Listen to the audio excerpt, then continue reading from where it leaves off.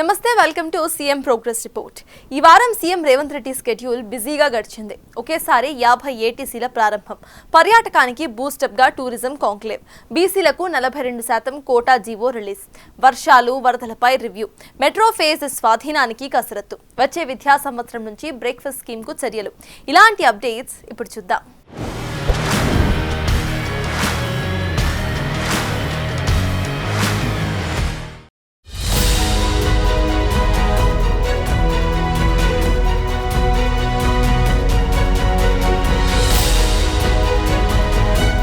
తెలంగాణ యువతలో స్కిల్స్ పెంచేందుకు డే 1 నుంచి ప్రయత్నిస్తోన్న రేవంత్ రెడ్డి ప్రభుత్వం ఇందుకోసం ఐటీఐలను అడ్వాన్స్డ్ ట్రైనింగ్ సెంటర్లుగా మార్చింది. వాటిని సీఎం రేవంత్ రెడ్డి శనివారం రోజు ప్రారంభించారు. రాష్ట్ర వ్యాప్తంగా మొత్తం 50 ఐటీఐ కాలేజ్లను అడ్వాన్స్డ్ ట్రైనింగ్ సెంటర్లుగా ప్రభుత్వం అభివృద్ధి చేసింది. ఈ సెంటర్లు విద్యార్థులకు లేటెస్ట్ ట్రైనింగ్ అందించి ఉద్యోగ అవకాశాలను మెరుగుపరచడంలో సహాయపడతాయి. మొత్తం 65 ఐటీఐలను 2106 కోట్ల ఖర్చుతో ఏటీసీలుగా మార్చారు. విద్యార్థులకు ఈ ఏటీసీలు నైపుణ్యాలు పెంచుకునేందుకు చాలా ఉపయోగపడతాయన్నారు సీఎం రేవంత్.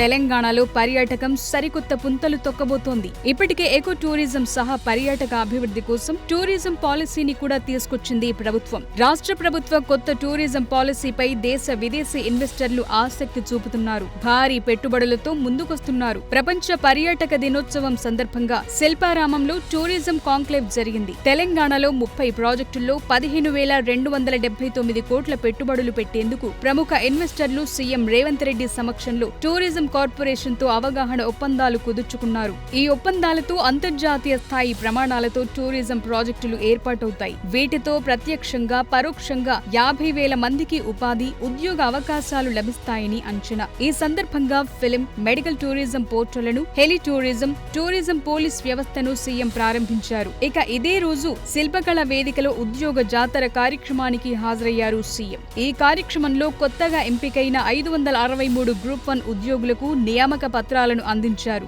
టూరిస్టుల యొక్క రక్షణ విషయంలో కానీ తెలంగాణ రాష్ట్ర ప్రభుత్వం కట్టుబడి ఉన్నది.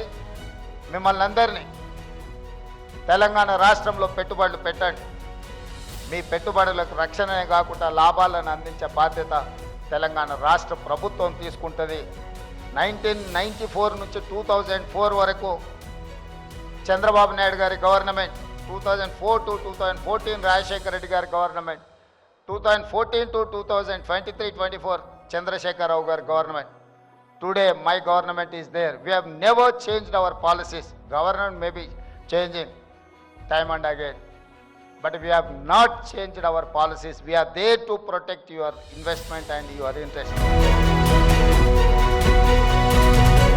రాష్ట్రంలోని స్థానిక సంస్థల్లో బీసీలకు 42% రిజర్వేషన్లను ప్రభుత్వం కేటాయించింది. తెలంగాణలోని అసాధారణమైన పరిస్థితులు, సామాజిక రాజకీయ సూచికల్లో బీసీల వెనుకబాటు నేపథ్యంలో వారి సంక్షేమం, సాధికారత, ప్రాతినిధ్యం కోసం ఈ నిర్ణయం తీసుకున్నట్లు ప్రభుత్వం తెలిపింది. ఖచ్చితమైన సమాచారం, శాసనసభ ఆమోదం నేపథ్యంలో రాజ్యాంగంలో పేర్కొన్న సమానత్వం, సమగ్ర అభివృద్ధి సాధించేందుకు 42% సీట్లు కేటాయించనున్నట్లు వెల్లడించింది. ఈ మేరకు బీసీ సంక్షేమ శాఖ కార్యదర్శి జ్యోతి బుద్ధప్రకాష్ శుక్రవారం జీవో జారీ చేశారు. దీంతో స్థానిక ఎన్నికలకు మార్గం సుగమమైనట్లయింది. సోమవారమే షెడ్యూల్ నోటిఫికేషన్ వెలువడే ఛాన్స్ ఉంది.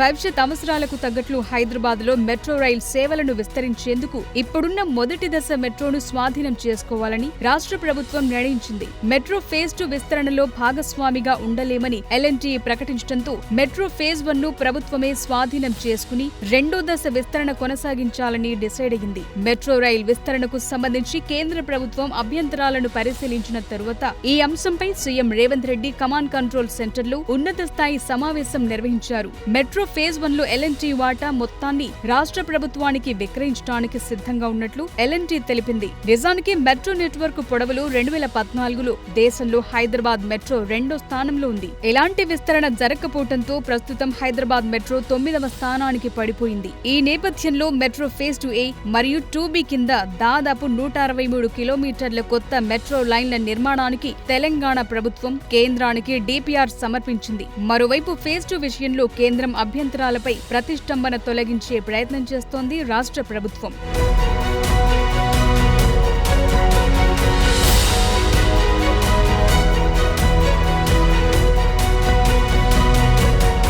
వచ్చే విద్యా సంవత్సరం నుంచి తమిళనాడు తరహాలోనే తెలంగాణ ప్రభుత్వ స్కూళ్లలో బ్రేక్ఫాస్టును ప్రవేశపెడతామని సీఎం రేవంత్ రెడ్డి ప్రకటించారు. స్థానిక సంస్థల ఎన్నికల్లో ఓబీసీలకు 42%, SC/STలకు 27% కలిపి మొత్తం 69% రిజర్వేషన్లు అమలు చేయబోతున్నట్టు తెలిపారు. చెన్నై జవహర్లాల్ నెహ్రూ ఇండోర్ స్టేడియంలో ఈ నెల 25న నిర్వహించిన విద్యా పునరుజ్జీవన వేడుక కార్యక్రమంలో తమిళనాడు సీఎం స్టాలిన్ తో కలిసి తెలంగాణ సీఎం రేవంత్ రెడ్డి పాల్గొన్నారు. రిజర్వేషన్ల విషయంలో కరుణానిధి స్ఫూర్తిగా తీసుకున్నామని, విద్యారంగంలో తమిళనాడు అత్యుత్తమ విధానాలను అవలంబించడం అభినందనీయమన్నారు. కామరాజ్ తమిళనాడులో తీసుకొచ్చిన విద్యా విధానం దేశం అనుసరిస్తోందని చెప్పారు. తమిళనాడు అమలు చేస్తోన్న విద్యా విధానం తెలంగాణకు ప్రేరణనిచ్చిందన్నారు. తమిళనాడు అమలు చేస్తోన్న వివిధ విద్యా పథకాల లబ్ధిదారులు, విద్యాభివృద్ధికి కృషి చేసిన విద్యావేత్తలకు సీఎం రేవంత్ రెడ్డి చేతుల మీదుగా పురస్కారాలు అందజేశారు.